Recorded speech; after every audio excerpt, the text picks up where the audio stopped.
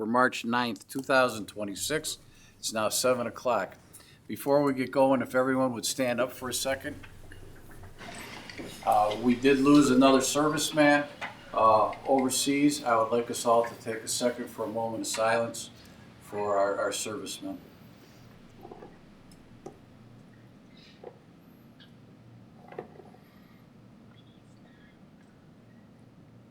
Thank you very much.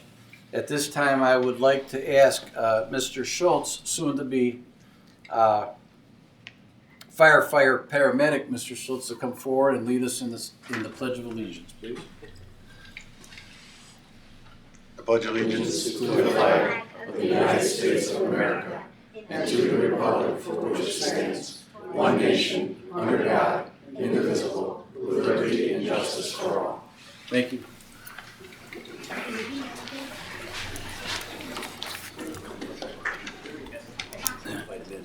Come on in, gentlemen. There's lots of seats, particularly down over here. Come on in. Hello, everybody. Come on in. Good to see everybody. Yeah. Mr. Gamilia, come on in. All right. I would ask the clerk to call the roll, please. Mrs. Fenderbosh. Here. Miss Gentry. Here. Mrs. Goodwin. Here. Mr. Koss. Mr. Reynolds. Here. Mr. Shamir. Here. Mr. Smith. Here. Mayor Spetzel. Here. Law Director Ebert. Here. Finance Director Crossy. Here. Public Works Director Liskovic. Here. Thank you. Mr. Cos has indicated he would not been here tonight. Does anyone have any objection to his absence on council? Seeing none. We'll move on to the approval of the minutes for February 23rd, 2026 council meeting. Does anyone have any changes or corrections to those minutes? Seeing none, those minutes will be approved as published. Next, we have correspondence. And at this point, I would call on Mr. Reynolds. He had something that he would like to say in correspondence. Thank you, Mr. President. Delaney Kilbane was joy personified, a friend to everyone she encountered, and a treasured member of our community. She had the rare quality, especially for someone so young, of caring more about the well-being of others than herself. It was said that Delaney simply could not understand how someone could go through the day without a smile, and she would go out of her way to make sure that you had one. She was like a little sister to her older classmates and a wonderful friend to everyone in her school. Tragically, 2 weeks ago, Delaney became ill. Immediately, the St. Joseph and Avon Lake community came together in support. Friends and strangers alike fell to their knees in prayer, offered comfort, and opened their hearts and wallets to support Delaney and her family. Her classmates wrote her initials, DK, on their hands. CYO teams played their games in her honor. Purple and pink ribbons, Delaney's favorite colors, appeared everywhere. Many wrote the letters LLDK on the soles of their shoes, standing for Live Like Delaney Kilbane. Sadly, on February 25th, Delaney was welcomed home by God. Once again, the community came together, filling St. Joseph Parish, wearing purple and pink as Delaney was laid to rest. The grief of this community is profound, though it will never match that of Delaney's family. Yet even in sorrow, we are reminded that while her life was short, only 8 years, it was truly extraordinary. It has been incredibly moving to witness our community come together in love and support for this beautiful child. May we never forget the lessons Delaney taught us. May we never forget how this community came together for her and for each other. And may we always remember what truly matters in this life. May we all strive to live like Delaney Kilbane. Thank you. Thank you, Mr. Reynolds. Thank you very much. Okay. Next, any other correspondence? All right, I see none. At this point, we have the oath of office for firefighter paramedic Daniel Schultz. Mayor, Chief. Yep, just have a few words before we give the oath.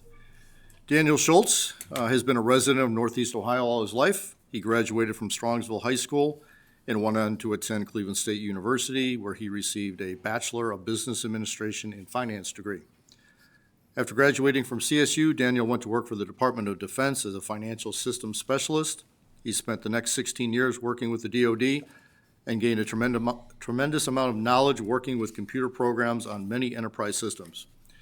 He has received DoD cyberspace workforce qualifications and management program certifications.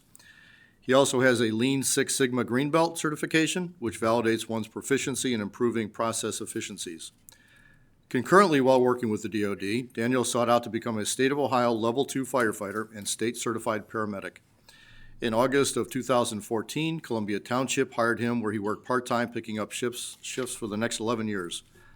He has worked on many different fire department-based software platforms. He has certifications in ice rescue, advanced cardiac life support, hazmat awareness, and operations and incident command systems. He comes highly recommended from his chief, Ray Anthony, who has 50 years of firefighting service, and many other fellow firefighters around the regions. We are very fortunate and happy to add him to the City of Avon Lake and our fire department. Thank Daniel, you. would you like to come Thank up you, front Mayor. here?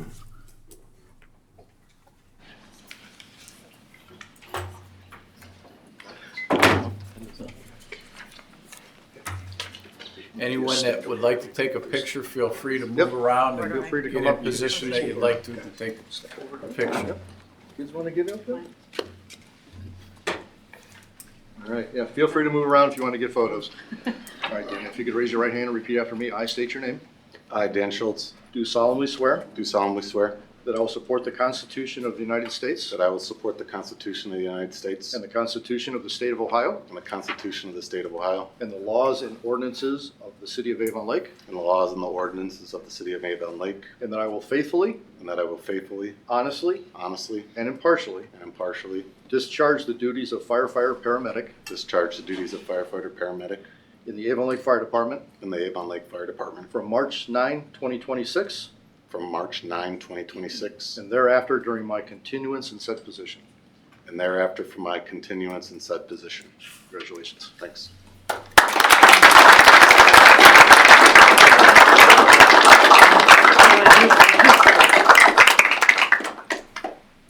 Very good.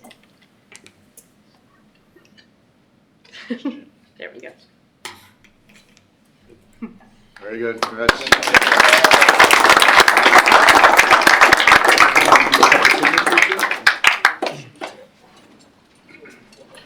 If you want to get some pictures, you're welcome to do that.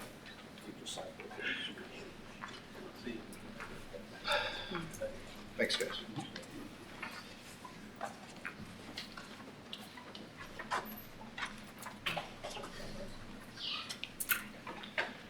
Anybody want to get any pictures before? Here. Yeah. Do you want to do a picture of us with Daddy? Get out of the way.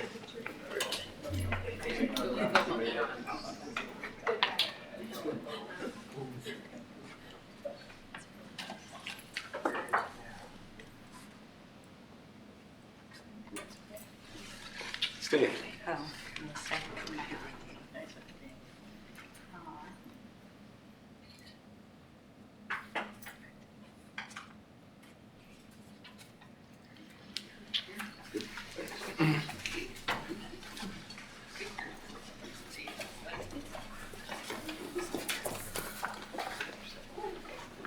Oh,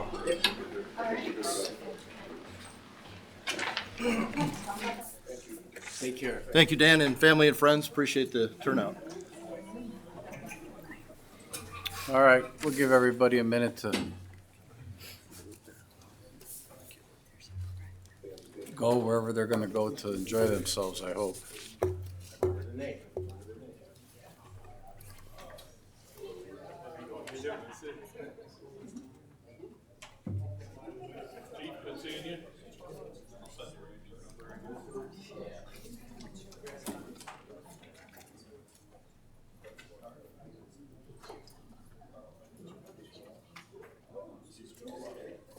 All right. Congratulations to firefighter paramedic Daniel Schultz. Next on the agenda is public input. At this point of the meeting, members of the audience are allowed to come and speak once to any topic that they would like, and they have 5 minutes to make their point. So if anyone in the audience would like to come forward, please come forward, state your name and your city of residence.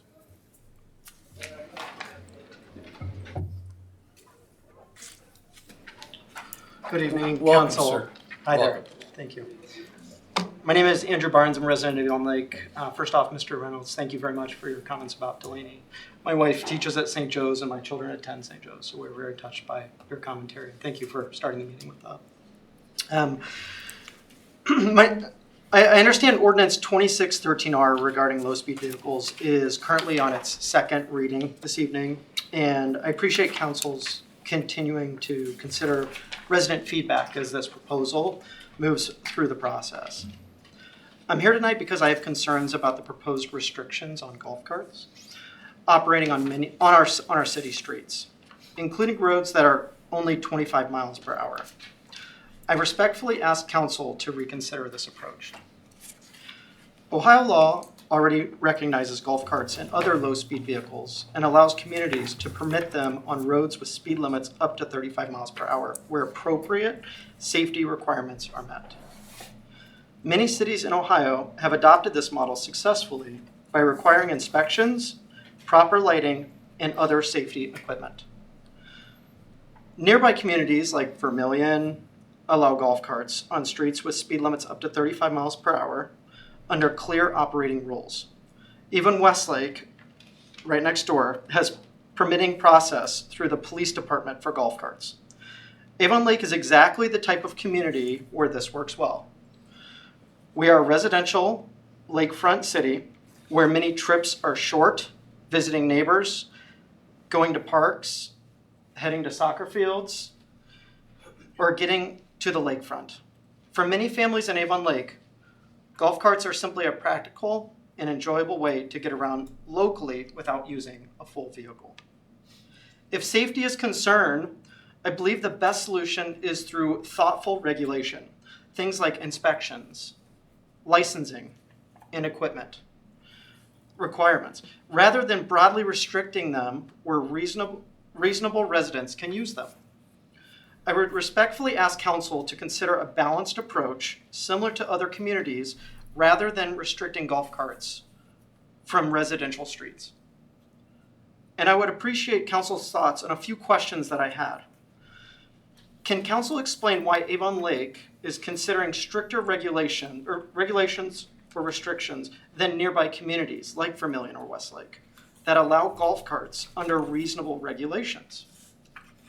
Was there a specific safety study or accident data or an incident in Avon Lake that prompted these restrictions?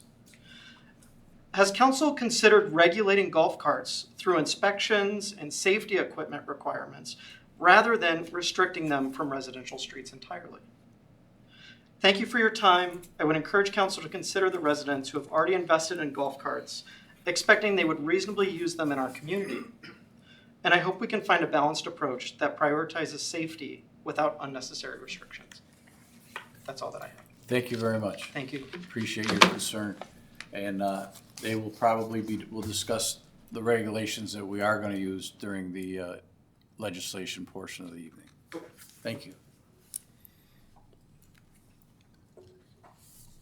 Anyone else wishing to come forward?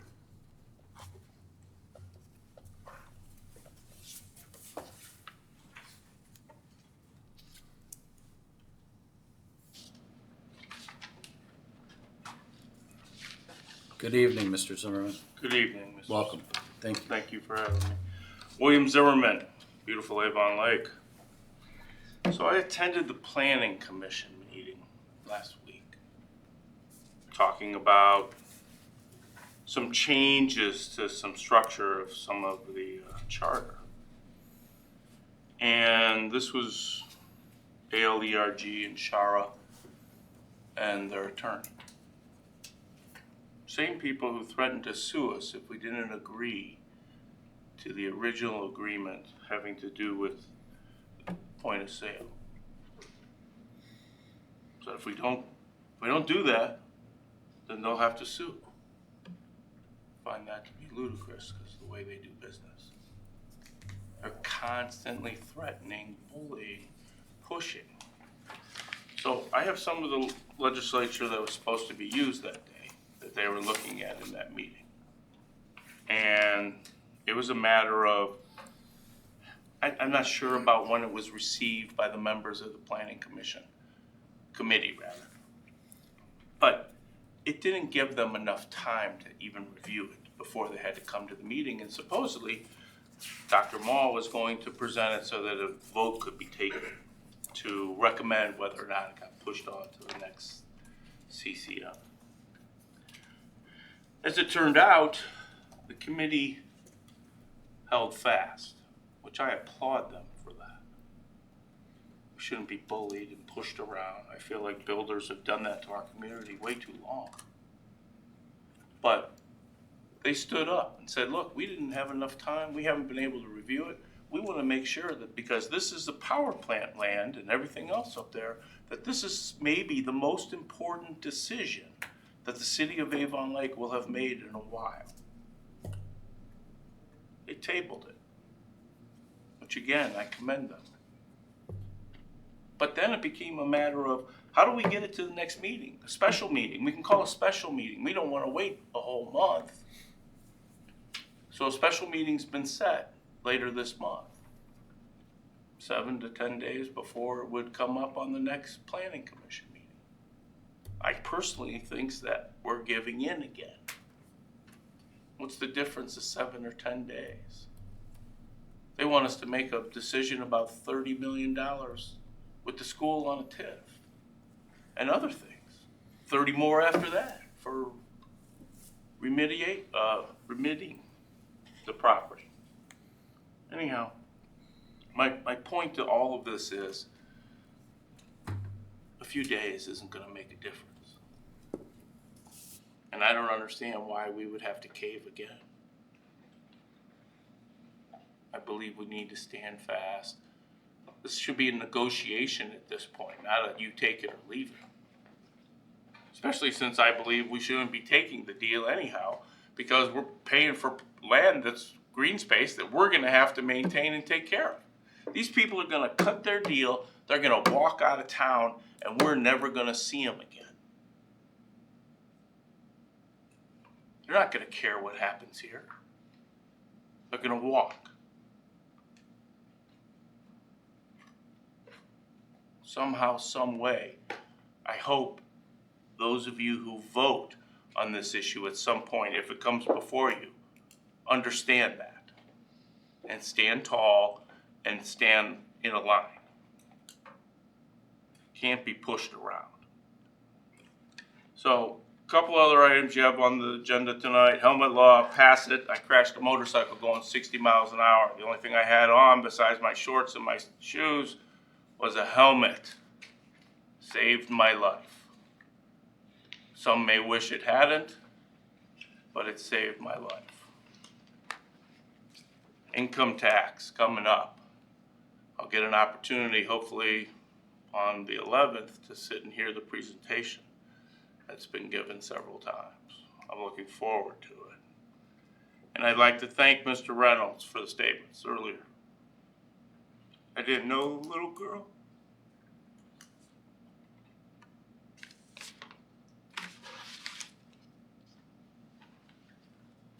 Thank you, Mr. Zimmerman. Thank you, Mr. Zimmerman, for your comments. Anyone else wishing to come forward? Dr. Remy, welcome. Hello. Please give us your name Ken and Remy. the city you live in. Ken Remy, Avon Lake. So thanks for letting me talk during a few moments of public participation. Just a couple comments. First and foremost, I will tell you, I've been blessed that I've lived in sub-Saharan Africa, in Latin America, in Wildwood, Missouri, New York City, New York, Delaware, Philadelphia, and Avon Lake. And I just want to say Avon Lake is a very, very, very, very safe city. And it is a wonderful city to live in. And I thank our police department, I thank our fire department, and I thank you guys for your service to continuing this wonderful, beautiful community. And as a person who previously was an elected official, I don't think our elected officials hear that enough. So thank you, because I know a lot of times it's not as easy, and I know people put their heart and soul into that. And on that vein, in thanking you, I would just tell you that I'm back again from last year, because on April the 14th at 7 o'clock, we will have our second Harlem Wizards Avon Lake basketball game. It's a community game, a community fundraiser, an opportunity for us to bring folks together like we did last year. And as people may or may not have remembered, we sold 1,200 tickets that were completely sold out, like a Taylor Swift concert, trying to find them on social media. And we were fortunate to have at that event members of our military that have previously served who came back to this country and were not respected, and were respected at that game. We had our police department, we had city officials, we had our Board of Education and members of our teaching community there. We had members from St. Joe's, St. Raphael's, as well as our Avon Lake schools. We had lots of little children and big children alike spending time not dealing with all of the mire that goes on in this world, but actually just enjoying people goofing around, trying to play basketball, trying to see a teacher make a basket. And we're going to do that again. And we're going to ask our community once again to provide sponsorships. So there'll be opportunity for our businesses. Number one, we'd like to have before the game, like last year, the opportunity for the city to be able to provide some information regarding activities, programming. We'd love to have the opportunity for people to come meet and greet as people walk into the basketball game. And then for our struggling small businesses, perhaps that are in the food business, feel free to come and sell food. We want to keep you in business. And this is an opportunity for people to get an opportunity to taste your food while going into a game, because the concession stand last year was completely sold out.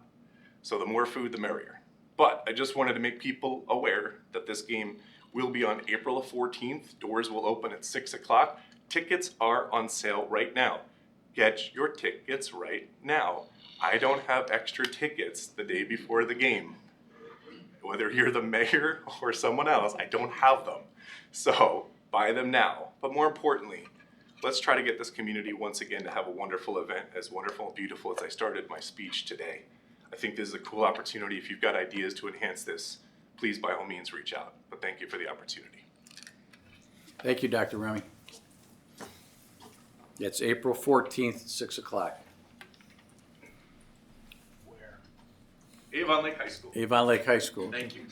In the gym. Welcome. Good evening. Mike Starowski, Avon Lake. This won't take more than 30 seconds or so, but something that Mr. Barnes commented resonated with me. I figured I'd give you a practical application. So I'm just down Electric off of on Cherry Lane. So with the ordinance, the way that it stands now, not being able to travel on a 35-mile-per-hour road, I'd essentially be landlocked from being able to take a golf cart anywhere. Because from Fay to essentially Parsons, there's no way for me to essentially get to the library or the pool without traveling on Electric or Lake Road. So I just wanted to add that as consideration. And if you wanted to add something in terms of the proposal where, the golf cart has to yield to a larger vehicle when it's safe to do so or something like that, if you're on Electric or Lake, I think that could be a good solution. A lot of the beach towns that we travel to, things like that, that's kind of an unwritten rule where you get out of the way of the 2,000-pound vehicle coming at you, sort of thing. So I think that could work here too. So that's all I want to say. Thank you. Mr. Zawarski. Anyone else wishing to come forward and speak? All right, seeing no one coming forward, next I'm going to close the public inputs portion of our meeting. Next is the reports, and we'll start with the mayor. Thank you, Mr. Council President. You may have seen there's activity at the Shell gas station. I want to provide a quick update, what's happening there. If you recall, there was a gasoline leak at the Shell station back on December 15th of 25. There's work being done now. Some of that work was delayed as they ordered parts. So the owner is having the repairs made. They're following all the permits and inspections that are required. The Bureau of Underground Storage Tanks and Regulations, or BUSTER, is the regulatory body overseeing this work. Our Public Works, Fire, and Building departments have all been involved and been monitoring this. The fuel storage tanks do not need to be replaced. However, there were some lines and connections that needed to be repaired, and those are being ongoing now. All the soil will be tested, and it's ongoing testing, and it should be completed before any backfilling of the excavation is approved. So I just want to give a little quick update on the Shell gas station. So you'll see some work going on there, and hopefully that'll be completed soon. I want to note some events that are coming up. This Wednesday, March 11th, as Mr. Zimmerman noted, the city is hosting an informational presentation on the income tax levy at 7 o'clock at the public library. It will be live streamed and recorded if you can't make it in person. Wednesday, March 25th, also at the library, we will have the State of the City address at 7 o'clock, also at the library. We are coordinating with the League of Women Voters for a presentation and panel discussion on the power plant property. We've updated our website, but there's a lot of questions outstanding about the power plant, what's happening, where's it going. So we're teaming up with the League of Women Voters, and we're going to do a presentation and panel discussion on the power plant. Look for that to be in late April. We don't have a date set. We're working on that date now.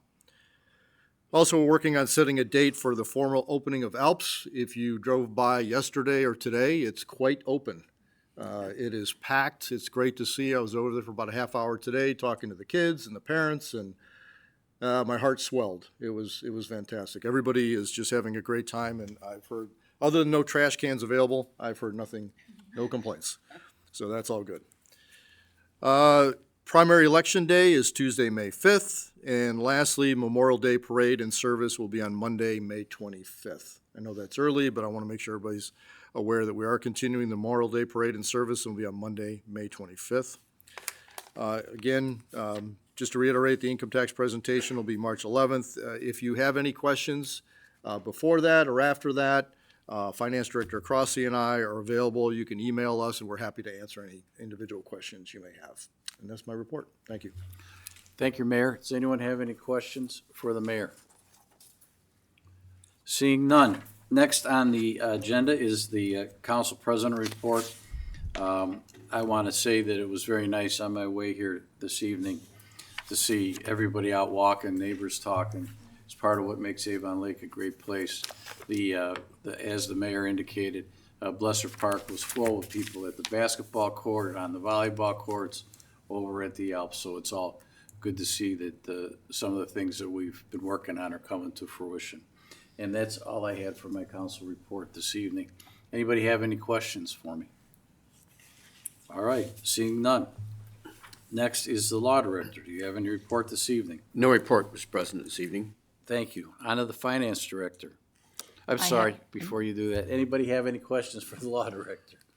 Yes. I Mr. was Schmidt. wondering if the ear review sale agreement is finalized. Well, the mayor and myself and finance and the rec director met last Thursday, I believe it was, Thursday. They've signed the agreement.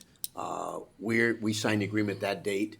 There's a couple follow-ups as far as title work that needs to be done with the title company. There were some encroachments or easements that were actually filed. Liens, I should say, were filed. Now, we're waiting for that to come back, but it has been signed by the mayor last Thursday. We've also sent it on to our insurance carrier to do the review of it for coverage, et cetera. So it's about to be finalized. Thank you. Mm-hmm. Title will transfer probably within days. Thank you, Mr. Shamir. Any other questions for the law director? If not, Ms. Crossy. I have nothing this evening. Thank you. All right, thank you. Anybody have any questions for the finance director? Seeing none. Mr. Liskovic, Public Works Director. Excuse me. I just have a couple updates this evening. Just want to remind everybody, Kimball resumed curbside yard waste collection last week. So that gives you opportunity through yard bags or the cart to manage your yard waste accordingly as the weather has became very seasonal very quickly. Additionally, too, I have in my travels, I've noticed some residents have started placing leaves out on the curbside for collection. I just wanted to remind everybody that we do not offer a spring leaf collection as we do in the fall. With everything else we have on our plate, we just don't have the resources to be able to provide that kind of service. But with that token, you have the resources with Kimball to be able to manage any residual leaves from the fall. Another hot topic is potholes. We currently have 2 crews out addressing potholes. With the freeze-thaw cycles we experienced this winter, definitely has taken its toll again on our roadways, but we are out there diligently addressing them. And if residents happen to see one, we try to cover as much ground as we can, but they happen to see something. There is the resident reporting capability through the website. If they want to share a photo and a location of the hole, that would be extremely helpful with having the address and the photo component. That way we can do a quick triage to make a determination if it needs to be prioritized over another area. And then lastly, we've also have our crews out diligently conducting street tree pruning. We've got 2 crews managing that. Our target is about 900 trees to go through, and we're just about halfway through that group of trees. So with that, we're hoping to have that completed hopefully fairly soon, so we can start breaking off crews to head on to other spring tasks. That's all I really have for this evening. Thank you, Mr. Liskovic. I had received a call from a gentleman on Chancellor Court. If you would you tell the residents, you indicated that they can self-report issues. Would you tell them where and how to do that, please? Yeah, it's through on the city's website, and I would maybe ask Director Ruo real quick the best way to navigate that. Luckily, he's here tonight. Yeah, come on up, Mr. Rua. I should probably say it up here. So, residents can report issues through the city website. On the city website, there is a report an issue button prominently on the homepage. There is also a how do I section to the website and drop-down menu. You can select report an issue there. All right. And they can take pictures and it would be get the preferable address a picture and and an address, and they All can right. upload it to it. That way, it just gives us more intel. Thank you very much. Thank you, Mr. Rua. I did have another question. I did get an inquiry about some markings on the sidewalks at Westwind Drive and Lake Road. It might be part of the sidewalk program. Have you found anything out? We've done some preliminary investigation. I do have an email that's going out to the design firm to confirm it. We've looked internally. It's not any other public works project. We've also spoken with Regional Water. It's not some of their project. So right now, given the proximity and the area, there's the potential that it falls under that. But as soon as I hear back from them with the confirmation, I'll circulate an email. Please, thank you. Does anyone else have any questions for Mr. Liskovic? Yes, Mr. Shamir. On the reporting website, just a question. Is that mobile reporting available as well? So can you utilize your mobile phone to upload videos or You can. Yeah, So- you can attach. It doesn't do geolocation, but you can attach Okay. photos. Just wanted to. So the answer to that was yes, you can. Thank you. All right. Anyone else for Mr. Liskovic? All right. That moves us to the standing committees of council. Public are for buildings and utilities. Ms. Gentry. Nothing to update on that one. Thank you. Next is, any questions? I'm sorry. Yeah. Mr. Shamir. Is there any way that we can get First Energy to come back, because we are having a lot of power outages within Ward 1 that the last time that they came through, they said, well, we don't have it on their records, but we have residents that go through the cycle pretty much on a weekly basis. And if we can arrange I will to do have that. this Yep. issue at least addressed by First Energy, I would greatly appreciate it. Thank Yep. you. Thank you, Mr. Shamir.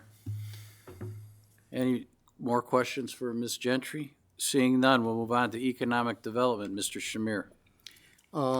We will have a CIC, Community Improvement Corporation, meeting on Wednesday at 6 here in this room. And the body of, the outline body for the economic development will also be out prior to that meeting.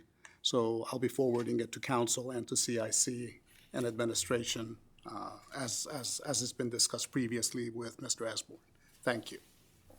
Thank you. And, yes, Yes, I do have a question for Mr. Shamir. yes, go ahead. Chairman. Mr. Shamir, so one of the residents that was on CIC has resigned, and it was a council appointment. Is the thought to go out to the community again so that other residents can apply for that position? Yes, that is the thought, and that's one of the discussion points on Wednesday's meeting. Thank you. Thank you. I was going to ask that question myself. So, anyone else for economic development?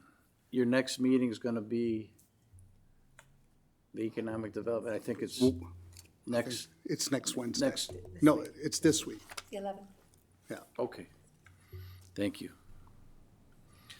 All right. Next is Mrs. Goodwin with environmental. I have nothing to report tonight. Thank you. Any questions for Mrs. Goodwin? Seeing none, next is the Finance Committee. The Finance Committee did meet at the CCM last week. We discussed the purchase of 720 Moore Road and the public purposes involving that with Chief Utilities Executive Rob Monroe. That is on tonight's agenda for first reading. It will be read on a first reading, and we will, in all likelihood, pass it as a second reading at the second meeting in March. There was a RETA update, and that RETA update showed that the city is behind 2005 in terms of collections by 1.361%, but that it is gaining slowly on last year's budget. We have some adjustments that will be coming forward, some budget adjustments on the agenda tonight. And that's all I have to report from the Finance Committee meeting. Does anyone have any questions for me regarding that? Or anything further, Mrs. Crossy, that you'd like to add?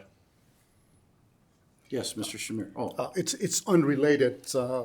We mentioned that the next Economic Development Committee meeting would be the 11th. It's not. It's on the 16th. I do apologize. that's next Monday at Yeah, 6 next o'clock. Monday, yes. That's what I thought, so, Yeah. all right.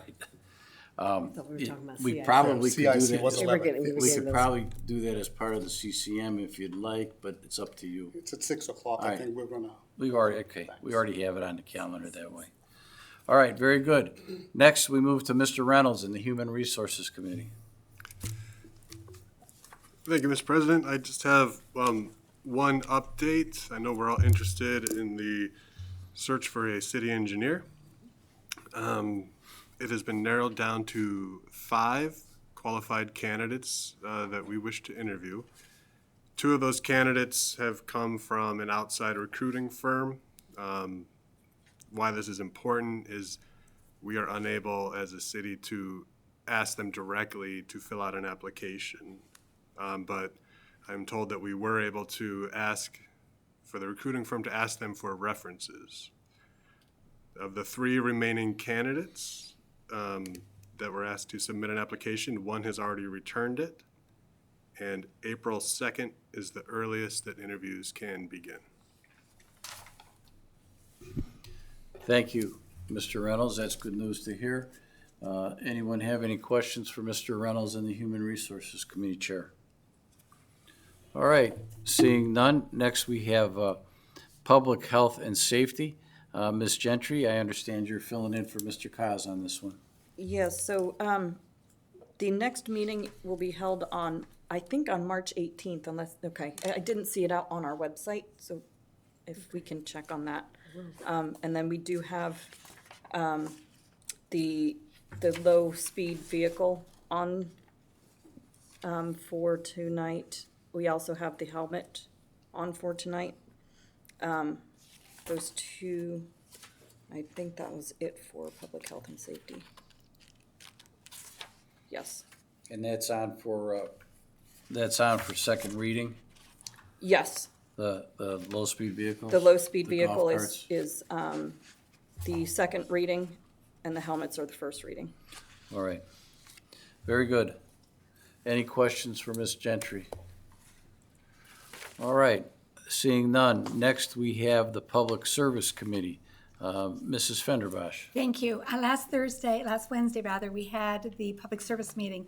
We had a lot of items that we got through in just a little bit over an hour. And on tonight's agenda, there are 9 of them. So I'm going to go through them very very quickly, and then I'm going to have a discussion about possibly changing how we're going to be doing some work with them. And so first, let's list them. The first one, we're going to be authorizing the director to dispose of obsolete or surplus equipment in the Public Works Department. And Mr. Liskovic has found a new source to do this that is actually bringing more funds into the city.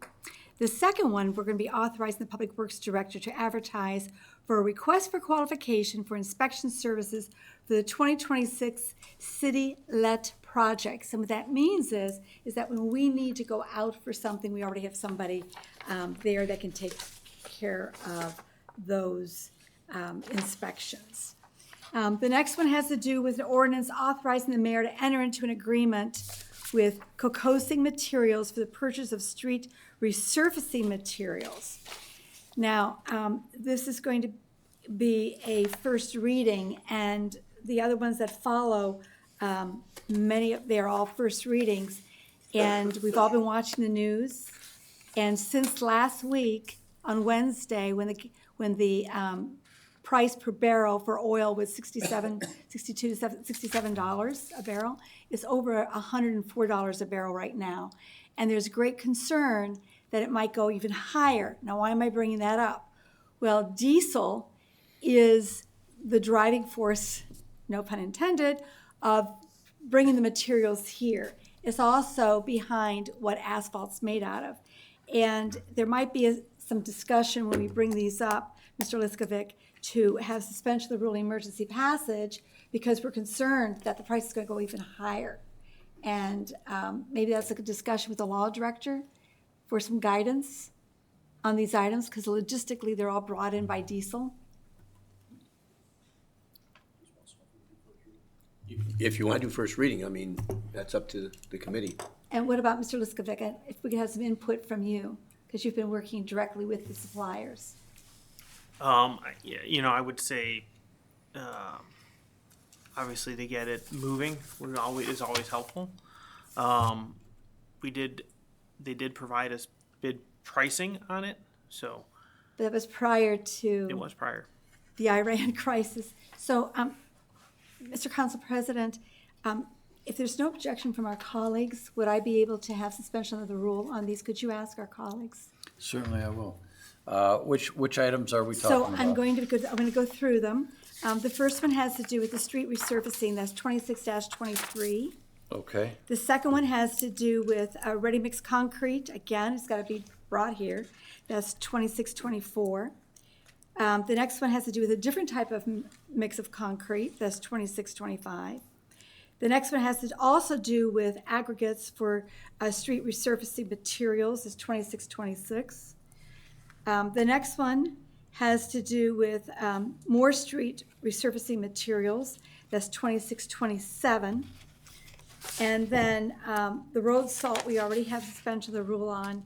We already have suspension of the rule on the entry mats. All right, so 26-23 through 26-27. Yes, sir. Does anyone on my left have any objection to suspending the rules due to the current state of affairs relative to those 5 ordinances? Seeing none, does anyone have any objections down on my right? I just have a question Yes. beforehand, if that's okay. Yes, please. Is there a force majeure escalation clause on the pricing of these bid that you have received? I didn't look at the contract. I mean, to me, if you already have if you don't have a force majeure escalation clause, you're tied into the pricing. Right. And It could be, I don't. And that's something that we need to look at. And effectively, that will be the driver, but I don't have an issue with Suspending the rules. suspending the rule. Thank you. You have your answer. Thank you. Thank you very much. So that was the topic that I wanted to bring up. And then the other thing that we talked about at the public service meeting was that we wanted to break down very, very carefully about the temporary income tax increase. And the paperwork that each of us have been given at all of our different meetings, we brought it all together at public service. And we were able to take the spreadsheets with the years and how much it would cost to do the roads and all the other work. And we identified, well, we didn't, Mr. Liskovic had identified what pavement streets would be involved. And we were able to go back through the spreadsheets to support that. And it was a very detailed discussion. And I was very pleased that our council people, all but two were there. They walked away with a much better understanding of where we were and how those numbers came to be. Thank you. Thank you. Is that information on the website that people can get to and look at it relative to that? Mr. Rue, I guess, welcome again. Road conditions are on the website, and a breakdown of the cost from the P&G group study are on the website. I'm not sure about the charts that Councilwoman Fenderbosh is referring to. I'll send them to you. Ms. Crossley and I went over them, and she was able to verify, and then Mr. Liskovic updated them to make sure that they were updated. And what's very important for the public to know is that, you know, things happen. And at this point in time, the streets that are the priority that are listed are the ones we're going to be concentrating on.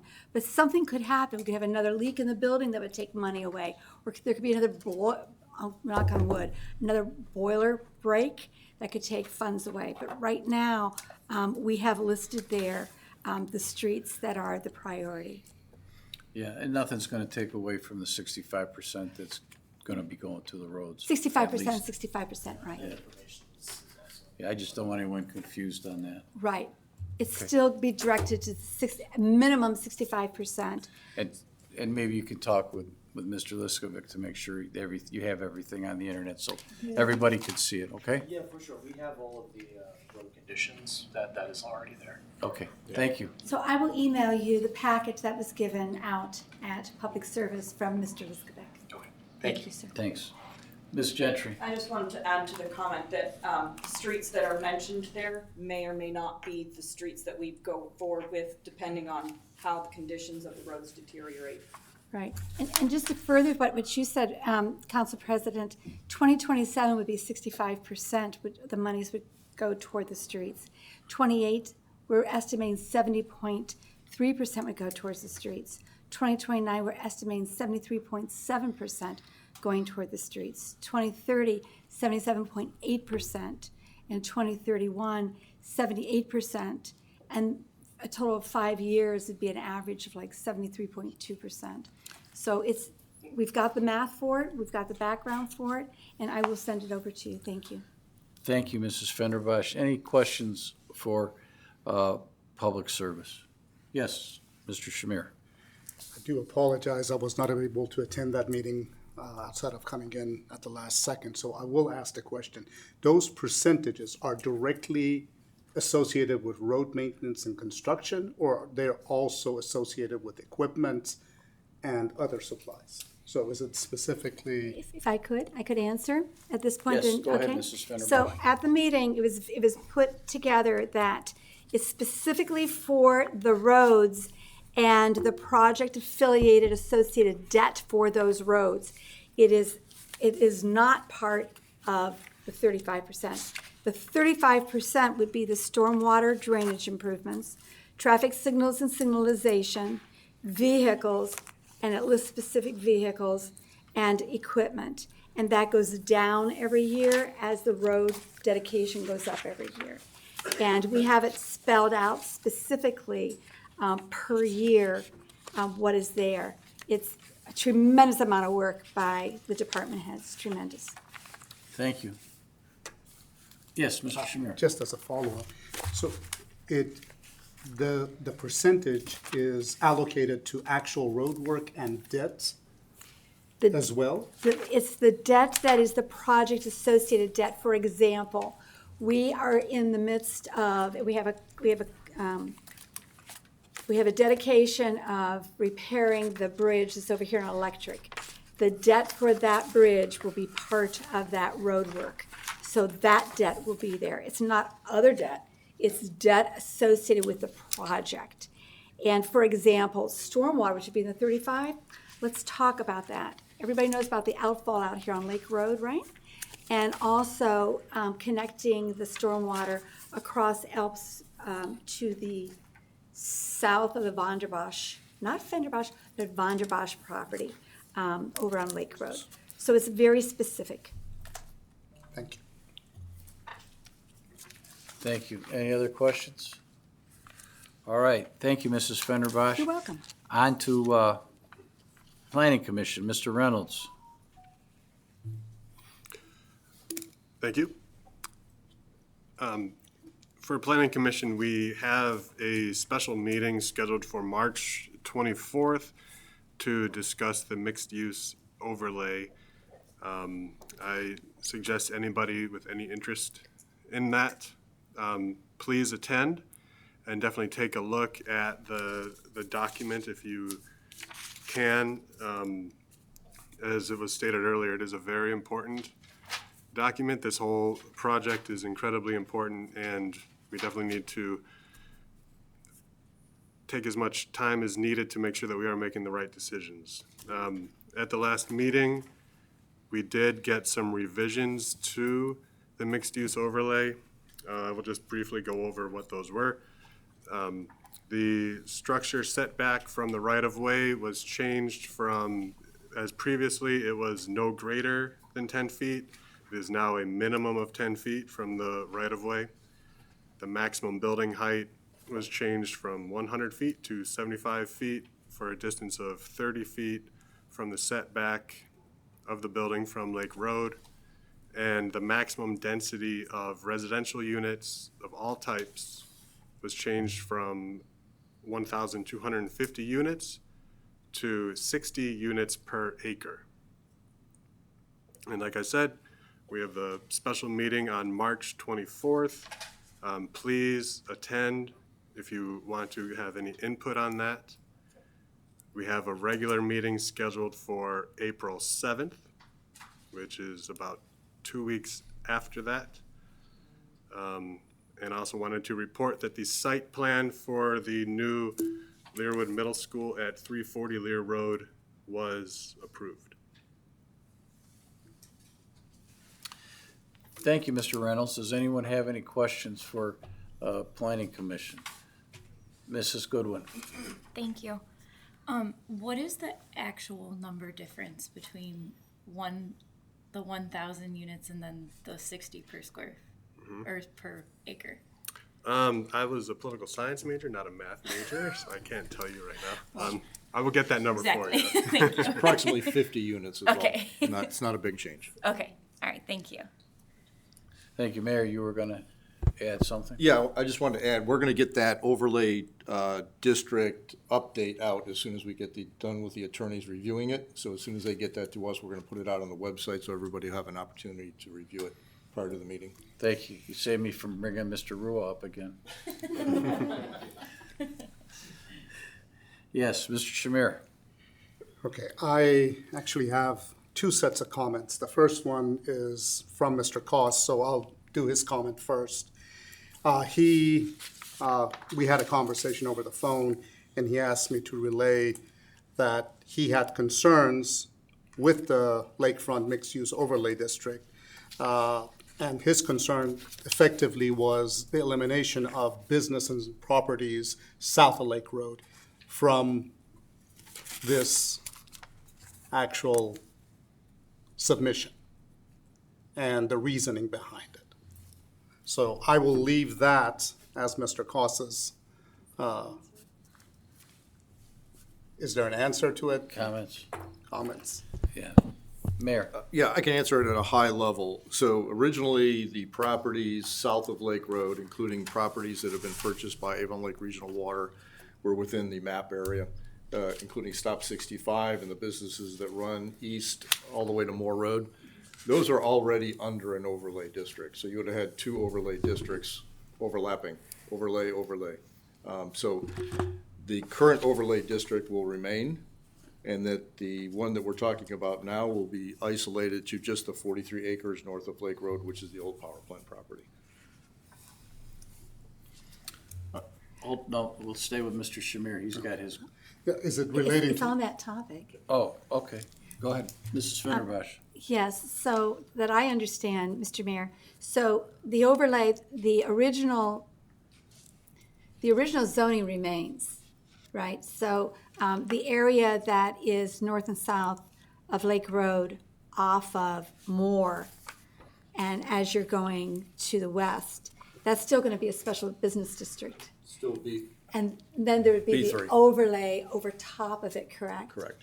So the former power plant area, we'll call it, the part that the Avon Lake Regional Water has not purchased, so that would just be the north side, that's going to remain, is it correct, as an industrial location? I mean, zoned with the overlay over top of it?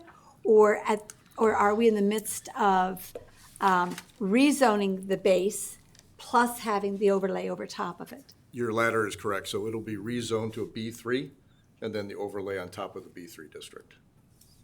And the parkland? Falls within the overlay district. Okay, thank you, sir. And I just wanted to add, I think you were asking about the reasoning behind it. One of the planning commission members was looking at that overlay plan, and as we heard, there's a 100-foot limit on properties on the overlay district north of that. What they didn't want to see was also 100 feet on the south side, right? So that overlay district we currently have in place does not allow for that kind of height. So that was part of it. And am I right that the height that they're talking about is about the same as Beach Park Towers? That's correct. Used to be you'd have a story was 10 feet. Now a story is more like 12 to 15 feet. Beach Park is 80 feet, or I'm sorry, eight stories, which is about 100 feet. Thank you.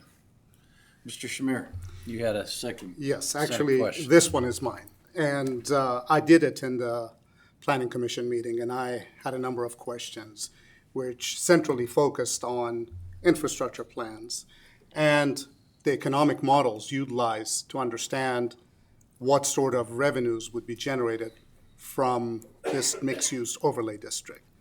Now, I collected my thoughts and I'm gonna read them.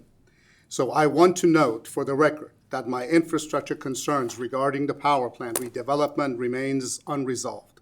I raised it during the February 23rd council discussion and again at the March 3rd Planning Commission meeting. These are the same concerns that I've been raising for the past 2 years, and my point has been consistent for the past 2 years. As I've said, for a redevelopment of this scale, roads, utilities, stormwater, traffic, system capacity, and cost responsibility should not be deferred until later. Those issues should be in front of us before the framework advances, not after.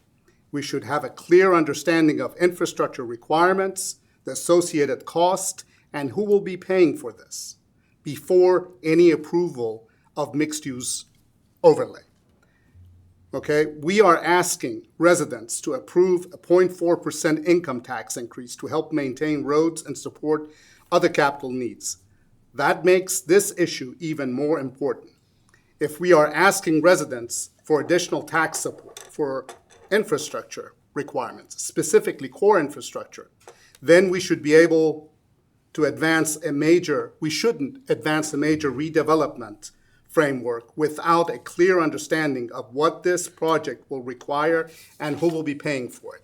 So effectively, what I asked at the Planning Commission meeting was, have you seen an infrastructure plan? Have you seen the economics of this project? Do they align with the comprehensive development plan and what has been defined in the economic resiliency plan? I believe that they should do the technical evaluation of that infrastructure plan at the Planning Commission before relaying that over to council, because they are the entity, the body that is supposed to do the technical evaluation and recommendation. Thank you. Thank you, Mr. Shamir. Any more questions or comments for Planning Commission? I would like to second Mr. Shamir's concerns regarding the infrastructure.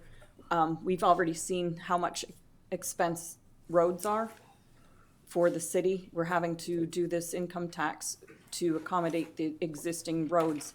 I'm very concerned that the 15 million that were a part of the TIF program is not going to be sufficient for the requirements for expanding roads, for traffic studies for the entire city, because we're going to have about 2,500 extra cars that have to get out in the morning.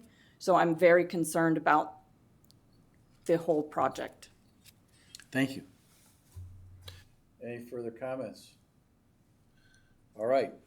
All right, seeing none, it's on to the Zoning Board of Appeals. Mayor Spetzel. The zoning board met on February 25th. There was one case, which was a fence height variance, which was denied. The next meeting is March 25th. Thank you. Any questions for passing along to the zoning board? All right, seeing none, we're on to special committees. Any special committee reports on my left? Seeing none. I see two on my right. Ms. Gentry. Yes, so I should have mentioned this as part of the building and utilities. I forgot communications is actually rolling up through there, so my apologies. We do have a couple items on for suspension of the rules. The first one is the Enterprise Managed Technology Services. That will be on for 2 readings. It's the first reading tonight. The next one is the acceptance of a resolution to accept the grant of $9,000 for the state and local cybersecurity grant program. That one is on suspension of the rules for this first reading. The next one is on for 2 readings. It is the authorization of payment for software support and licensing for OpenGov Citizens Services and Cartograph Asset Management System.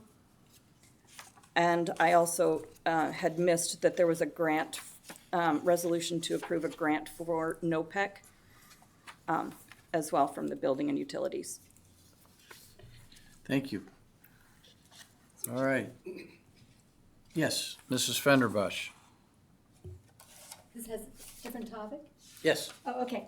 The Tree Commission. The Tree Commission evaluators have just finished and turned in their evaluation for a new project on Electric Boulevard just east of the library, and it is called Anchor Church Expansion, formerly known as the Calvary Baptist Church. Wanted to let everybody know that that project will be in front of the Planning Commission.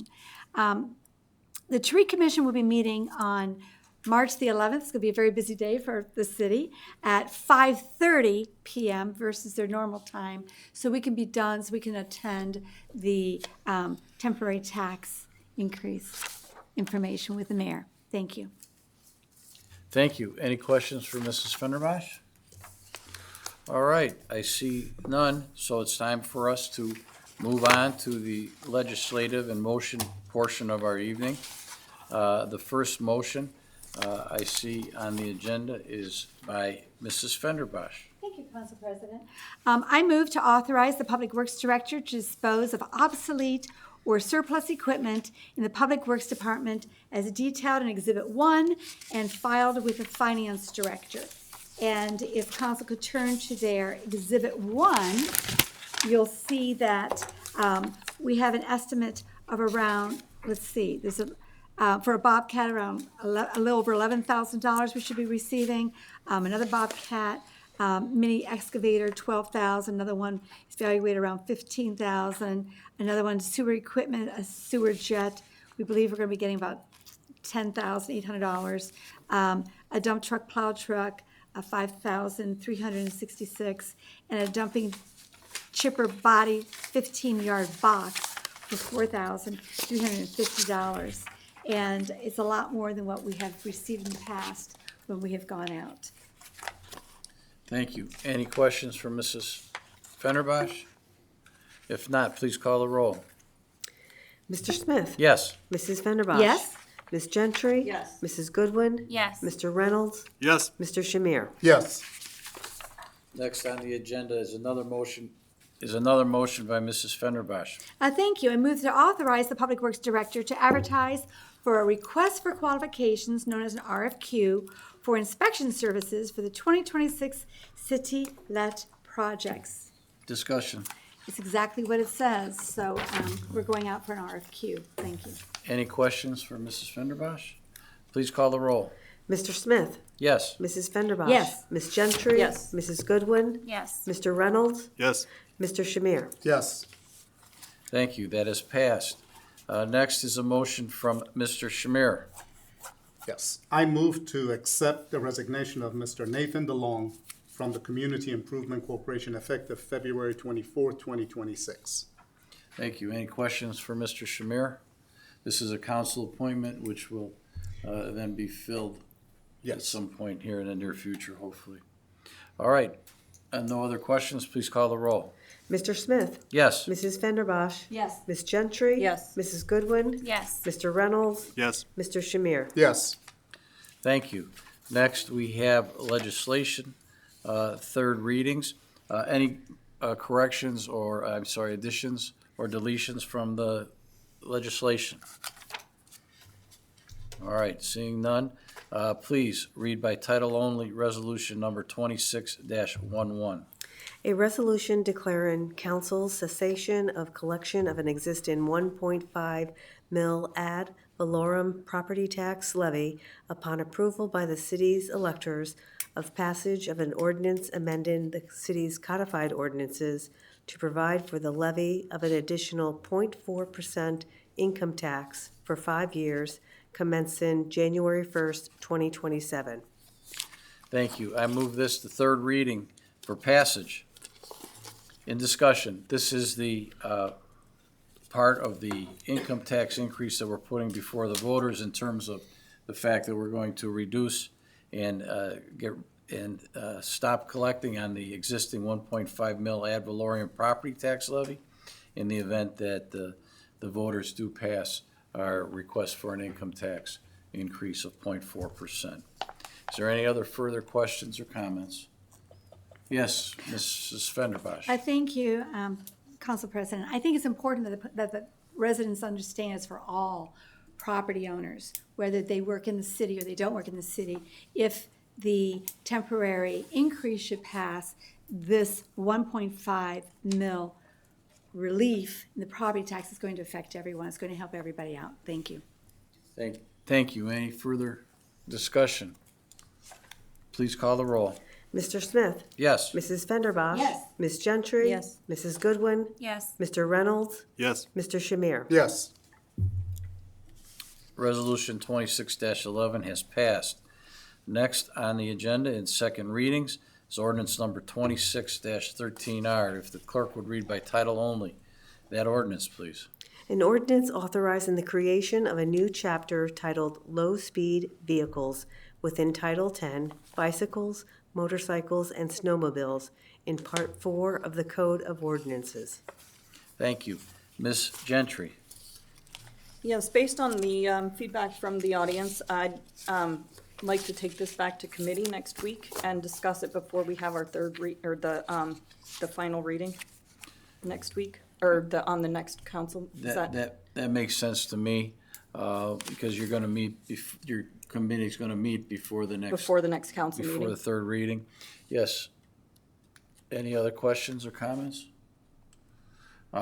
Yeah, and that's based on the comments that they had. And I suspect we need to make sure, and I'm sure the mayor will, to let the chief of police know about that in order for that discussion to occur.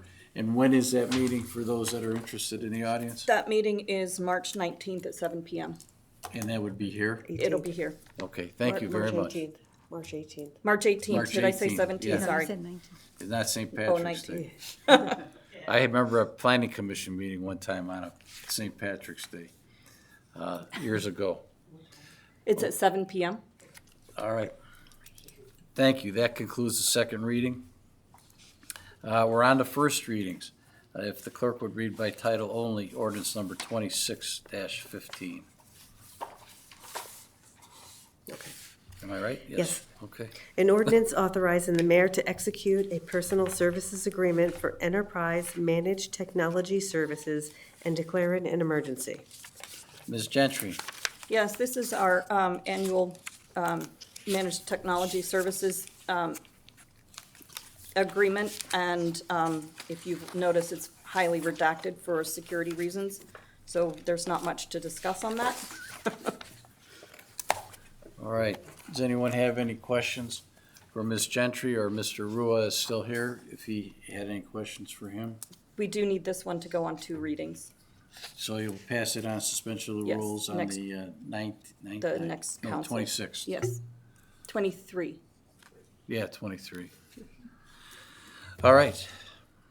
Thank you. That concludes the first reading of ordinance number 26-15. If the clerk would read by title only, resolution number 26-16, please.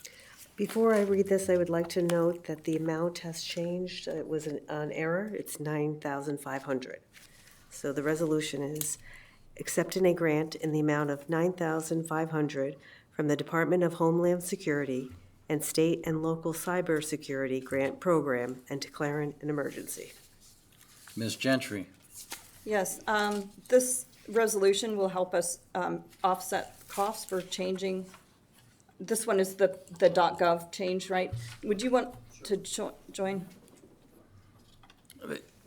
There's a notation that there was going to be a suspension of the rules. Yes. Whoops, we needed to move first. You want to move for suspension of the rules? I move for suspension of the rules for Resolution 2616. All right. Please call the roll. Mr. Smith? Yes. Mrs. Fenderbosh? Yes. Ms. Gentry? Yes. Mrs. Goodwin? Yes. Mr. Reynolds? Yes. Mr. Shamir? Yes. All right, discussion. Now, Mr. Rua, if you wouldn't mind. Thank you. The State of Ohio Cyber Ohio team, with support from Ohio Emergency Management Agency, has been awarded funding through the Department of Homeland Security and the State and Local Cybersecurity Grant Program, and they're using this funding to help provide cybersecurity grant opportunities for Ohio LGEs, like City of Avon Lake. This is a grant that's available to LGEs that are considered rural, which, believe it or not, Avon Lake, under the terms at least of this grant, is considered rural.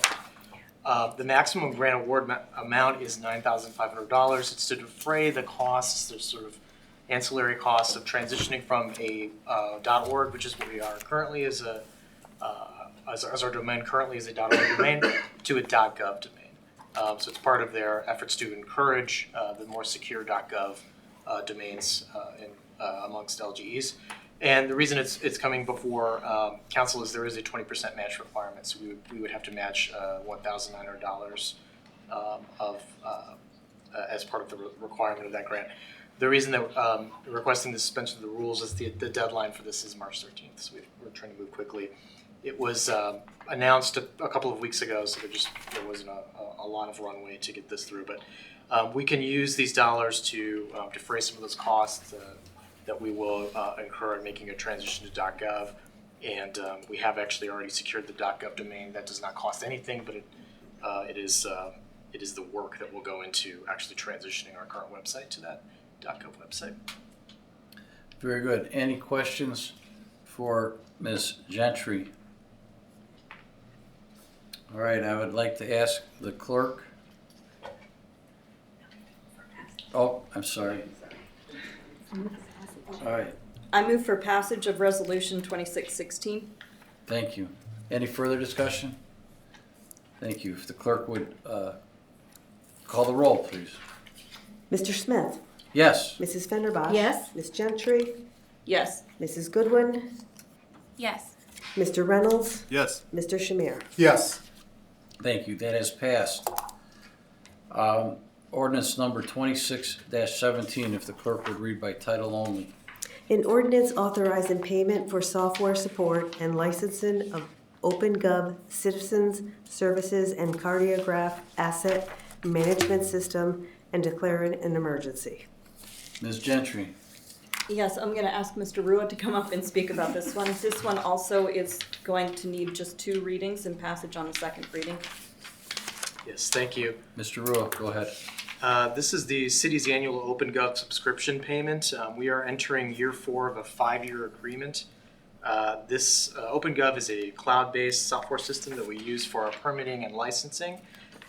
both for the back-end workflows that we utilize for that, and also the public-facing, they call them storefronts for permitting and licensing that the public uses.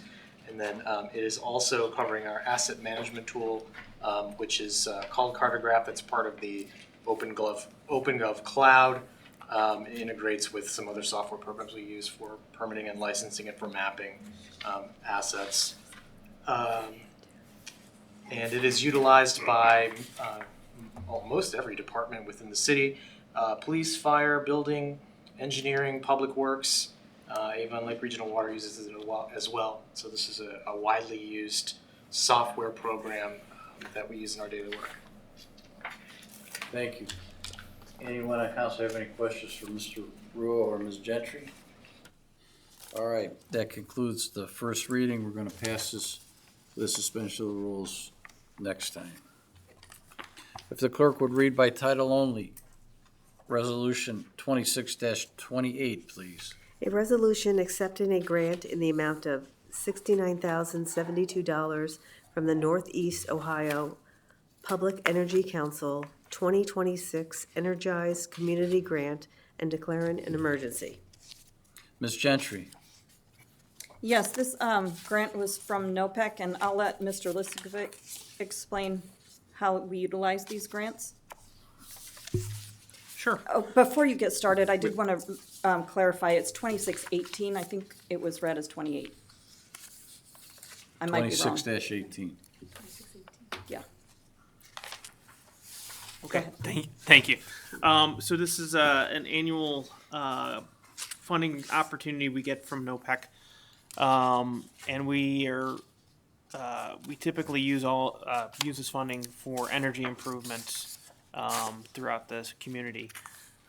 We've done projects from some pilot street lighting improvements to LED conversions within buildings to HVAC improvements throughout the city.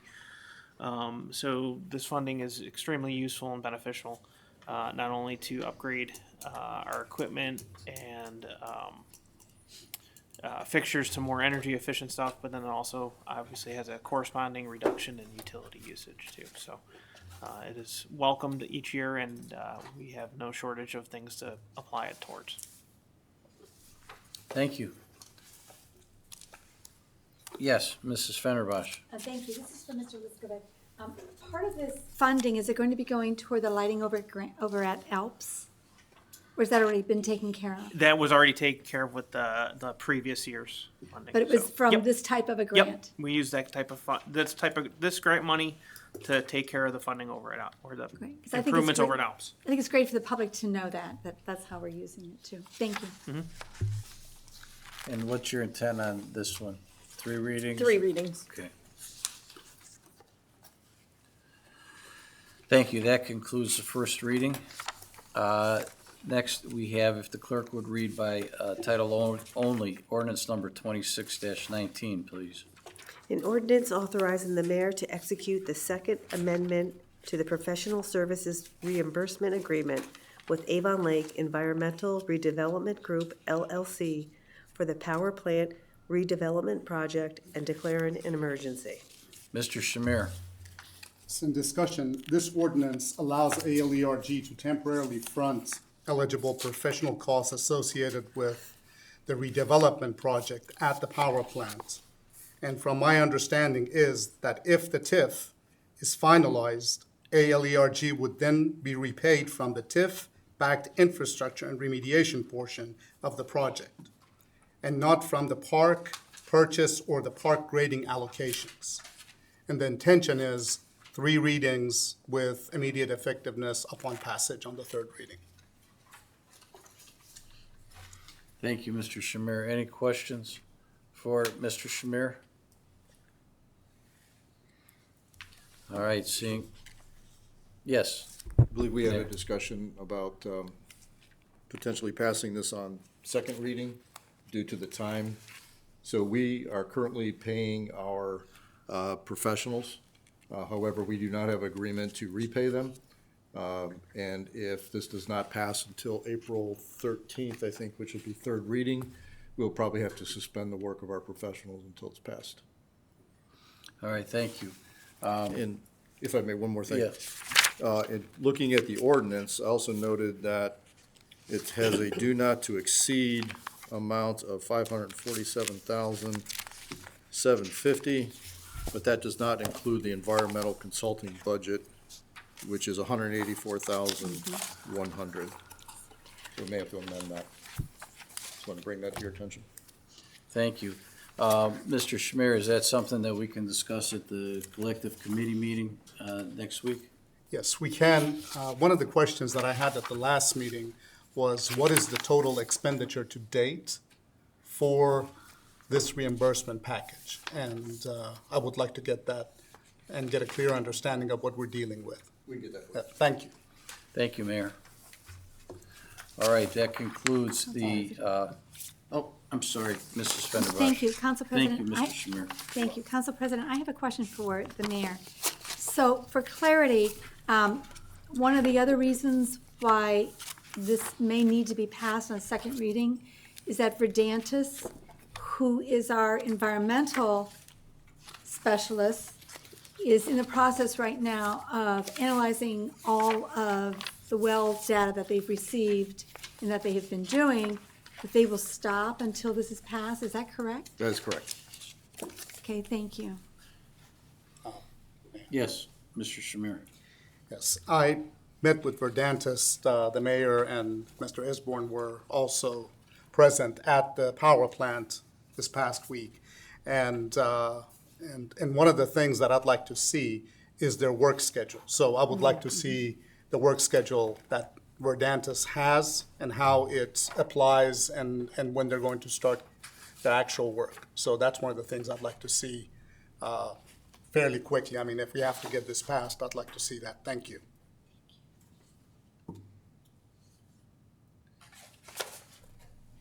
Thank you, Mr. Schmier. The 2026 consulting budget that has dates on it, doesn't it, for when they're doing their work?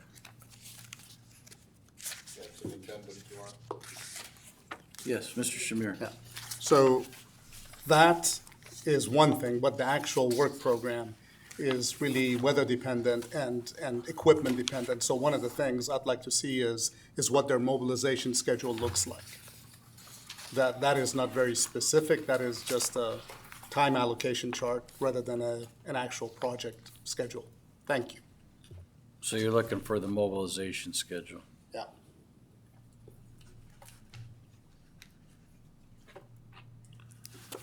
All right, thank you. I had, on the Yes. same power plant topic, I'd like to see a plan, a project plan, detailing what the next steps are through the next process, because I know that we have this, but what other things will be coming before council and when?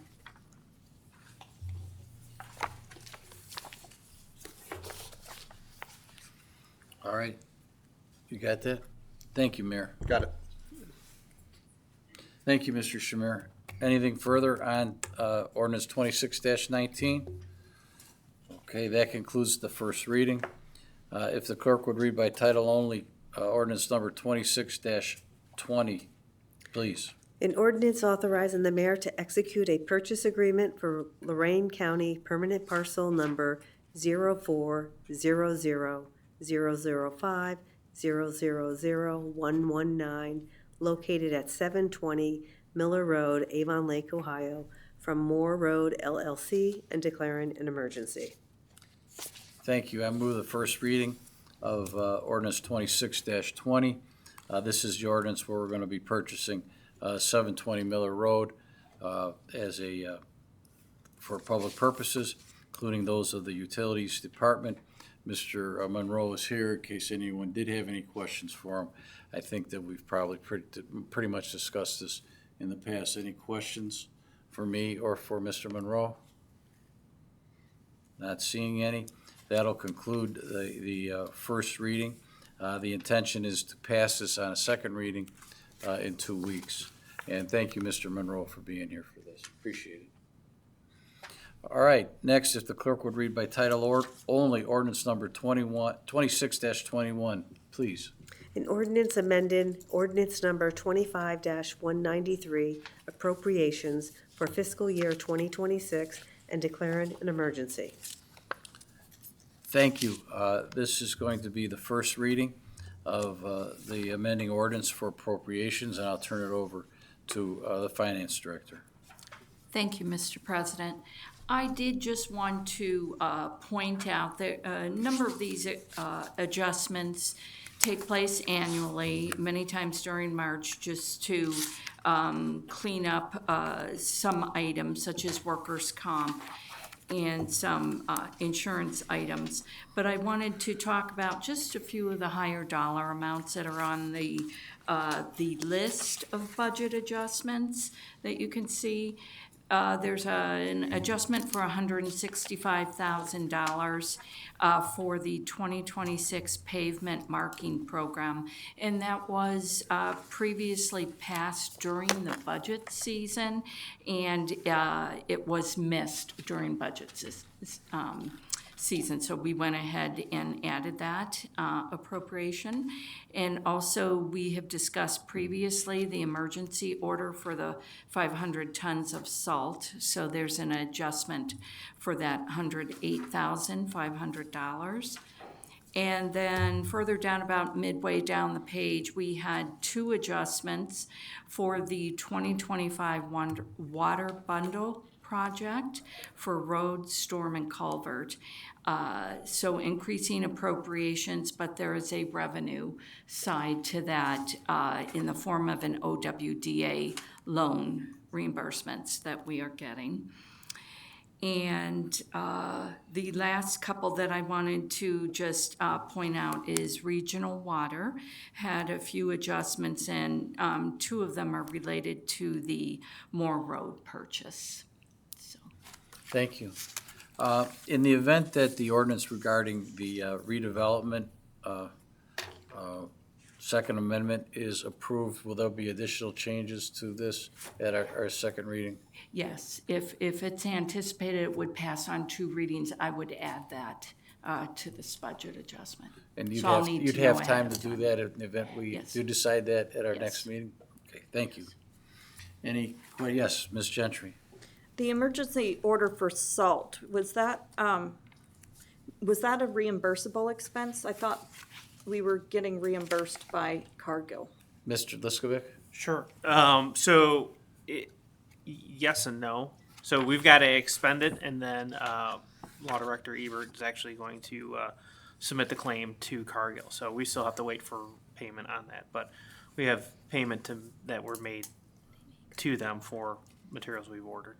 Okay, thank you. Yes, Ms. Cross. Yes, and once that reimbursement is approved, once Law Director Ebert works that out, then we would also add in a revenue adjustment at that time. Thank you.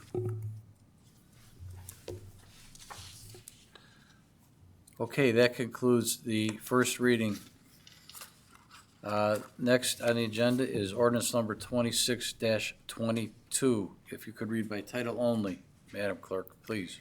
An ordinance amending Code of Ordinance Section 474.01, Code Application to Bicycle and Electric Bicycles, and declaring an emergency. Ms. Gentry. Yes, this, we added some text saying no person under 18 years of age shall operate or be a passenger on a Class 1, 2, or 3 electric bicycle unless the person is wearing a protective helmet that meets the standards established by the United States Consumer Product Safety Commission or the American Society for Testing and Materials. This is to try and prevent head injuries for people on e-bikes. Thank you. And is the intent to pass this on second reading? I don't remember. I don't remember. Yes. Three full Three readings. full readings, okay. I know that the sooner we get it in, the people are starting to ride bikes, so. Yeah. I saw some of that today, too. All right, that concludes the first reading. Next is ordinance number 26-23. If the clerk would read by title only, please. An ordinance authorizing the mayor to enter into an agreement with Cocosin Materials Incorporated for the purchase of street resurfacing materials and declaring an emergency. Mrs. Fenderbosh, Thank you, Council President. I move for suspension of the rule requiring 3 readings. call the roll, please. Mr. Smith? Yes. Mrs. Fenderbosh? Yes. Ms. Gentry? Yes. Mrs. Goodwin? Yes. Mr. Reynolds? Yes. Mr. Shamir? Yes. Suspension of the rules passed. Ms. Fenderbosh, Thank you. I move for passage of ordinance number 26-23. thank you. Any discussion? Yes, in discussion, with all of these, there were 6 companies that responded to the request for quotes. And the mayor authorized and directed an agreement entering into expiring March 31st, 2027 with Kokosing Materials at 1751 Waterford Road, Frederickstown, Ohio, for the purchase of street resurfacing materials to be applied on streets within Avon Lake for the following items: asphalt patching materials, type 301, for the amount of $78 per ton, and type 448 for the price of $90 per ton. And the emergency is being the necessity to provide street surface treatments, thus is for the health, safety, welfare of the public. So after the mayor signs it, it would go into effect immediately. Thank you. Any further discussion? Seeing none, if the clerk would call the roll, please. Mr. Smith? Yes. Mrs. Fenderbosh? Yes. Ms. Gentry? Yes. Mrs. Goodwin? Yes. Mr. Reynolds? Yes. Mr. Shamir? Yes. Thank you. That has passed. If the clerk would read by title only, ordinance number 26-24, please. An ordinance authorizing the mayor to enter into an agreement with Westview Concrete Corp. For the purchase of ready-mix concrete and declaring an emergency. Thank you. Ms. Fenderbosh, Thank you, Council President. I move for suspension of the rule requiring 3 readings. please call the roll. Mr. Smith? Yes. Mrs. Fenderbosh? Yes. Ms. Gentry? Yes. Mrs. Goodwin? Yes. Mr. Reynolds? Yes. Mr. Shamir? Yes. Discussion. I'm sorry, Ms. Fenderbosh. Thank you. I move for passage of ordinance number 26-24. Now discussion. Thank you. The mayor, if this should pass, the mayor would then be authorized and directed to enter into an agreement that would expire March 31st of 2027 with Westview Concrete Corp. Located at 26000 Sprague Road, Olmsted Falls, for the purchase of ready-mix concrete. And these prices are per cubic yard. LSM 100, and the price would be $112 per cubic yard. And Class C for the price of $151.50 per cubic yard. This is declared to be an emergency, the emergency being the necessity to provide ready-mix concrete for road surface treatments. Thus is for the health, safety, and welfare of the public. And I should say, this is for in-house work that our Public Works Department would be working with. Thank you. Thank you. Any further discussion? Please call the roll. Mr. Smith? Yes. Mrs. Fenderbosh? Yes. Ms. Gentry? Yes. Mrs. Goodwin? Yes. Mr. Reynolds? Yes. Mr. Shamir? Yes. Thank you. If the clerk would read by title only, ordinance number 26-25, please. An ordinance authorizing the mayor to enter into an agreement with Medina Supply for the purchase of ready-mix concrete and declaring an emergency. Mrs. Fenderbosh, Thank you, Council President. I move for suspension of the rule requiring 3 readings. please call the roll. Mr. Smith? Yes. Mrs. Fenderbosh? Yes. Ms. Gentry? Mrs. Goodwin? Yes. Mr. Reynolds? Yes. Mr. Shamir? Yes. Mrs. Fenderbosh, Thank you. I move for passage of ordinance number 26-25. discussion. Thank you.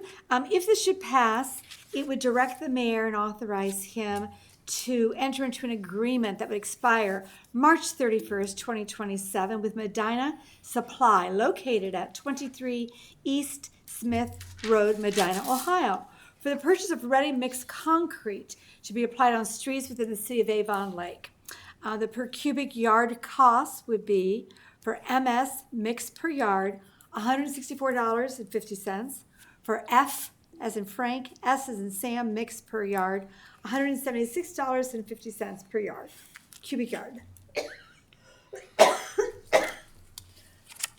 You still with us? I'm still here. Okay. This is declared to be an emergency. An emergency would be providing ready-mix concrete for road surfaces, this is for the health, safety, and welfare of the public, and again, it's for in-house use with our Public Works Department. Thank you. Thank you. And all of these have been determined to be the best bid received according to advertising by law. If the clerk, any further discussion? Please call the roll. Mr. Smith? Yes. Mrs. Fenderbosh? Yes. Ms. Gentry? Yes. Mrs. Goodwin? Yes. Mr. Reynolds? Yes. Mr. Shamir? Yes. Thank you. That has passed on first reading. If the clerk would read by title only 26-26.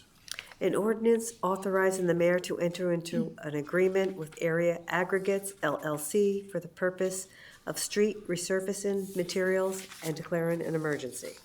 Thank you. Mrs. Fenderbosh. Thank you, Council President. I move a suspension of the rule requiring 3 readings. Call the roll, please. Mr. Smith? Yes. Mrs. Fenderbosh? Yes. Ms. Gentry? Yes. Mrs. Goodwin? Yes. Mr. Reynolds? Yes. Mr. Shamir? Yes. Thank you. Mrs. Fenderbosh. I move for passage of temporary ordinance number 26-26. Thank you. Discussion. In discussion, if this should pass, the mayor is being authorized and directed to enter into an agreement expiring March 31st, 2027 with Area Aggregates LLC. Their address is 4755 South High Street in Columbus, Ohio, for the purchase of street resurfacing materials to be applied on the streets of Avon Lake. The aggregate material for road maintenance that would be used in-house by our Public Works Department are the following. Limestone number 1 at the cost of $28.45 per ton. Limestone number 10, cost of $21.75 per ton. Limestone 304, the cost would be $24 per ton. And limestone 411, the cost would be $24 per ton. This ordinance is declared to be an emergency, the emergency being the necessity to provide for street resurfacing treatments, thus is for the health, safety, and welfare of the public. Thank you. Any further discussion? Seeing none, please call the roll. Mr. Smith? Yes. Mrs. Fenderbosh? Yes. Ms. Gentry? Mrs. Goodwin? Yes. Mr. Reynolds? Yes. Mr. Shamir? Yes. Thank you. That has passed on the first reading. The clerk would read by title only, ordinance number 26-27, please. An ordinance authorizing the mayor to enter into an agreement with Carmuse Construction for the purchase of street resurfacing materials and declaring an emergency. Mrs. Fenderbosh. Thank you, Council President. I move a suspension of the rule requiring 3 readings. Please call the roll. Mr. Smith? Yes. Mrs. Fenderbosh? Yes. Ms. Gentry? Yes. Mrs. Goodwin? Yes. Mr. Reynolds? Yes. Mr. Shamir? Yes. Thank you. Mrs. Fenderbosh. Thank you. I move for passage of temporary ordinance number 26-27. Discussion, please. Thank you. In discussion, if this should pass, the mayor would be authorized and directed to enter into an agreement expiring March the 31st, 2027 with Carmuse Construction located at 1840 Idaho Avenue, Lorain, Ohio, for the purchase of street resurfacing materials to be applied on streets within the city of Avon Lake. The aggregate material for road maintenance that our in-house crews would be using in Public Works are the following. There's 2 of them. Limestone number 57 at the amount of $30.25 per ton, and limestone number 8 for the amount of $30.75 per ton. And as in the past, this ordinance is declared to be an emergency, the emergency measure being the necessity to provide for street resurfacing treatments, thus is for the health, safety, and welfare of the public. Thank you. Any further discussion? Please call the roll. Mr. Smith? Yes. Mrs. Fenderbosh? Yes. Ms. Gentry? Yes. Mrs. Goodwin? Yes. Mr. Reynolds? Yes. Mr. Shamir? Yes. Thank you. That has passed on the first reading. If the clerk would read by title only, resolution number 26-28. A resolution authorizing the City of Avon Lake to participate in the Ohio Department of Transportation road salt contract to be awarded in 2026 and declaring an emergency. Thank you. Mrs. Fenderbosh. Thank you, Council President Smith. I move a suspension of the rule requiring 3 readings. Call the roll. Mr. Smith? Yes. Mrs. Fenderbosh? Yes. Ms. Gentry? Yes. Mrs. Goodwin? Yes. Mr. Reynolds? Yes. Mr. Shamir? Yes.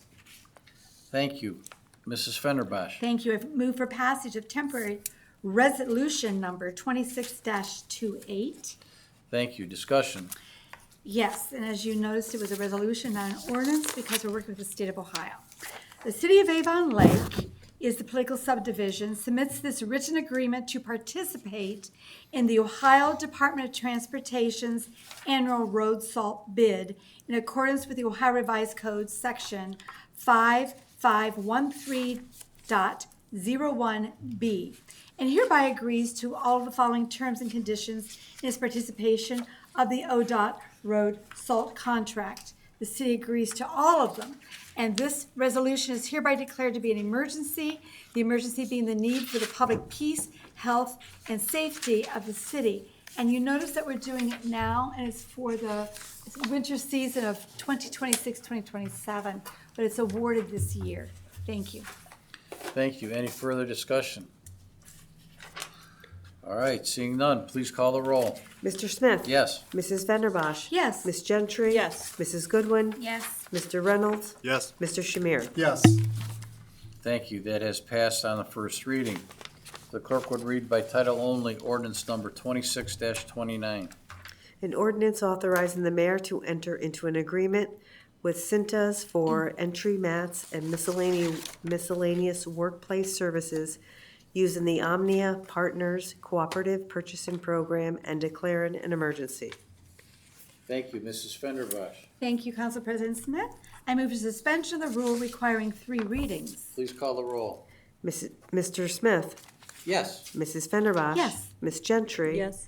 Mrs. Goodwin? Yes. Mr. Reynolds? Yes. Mr. Shamir? Yes.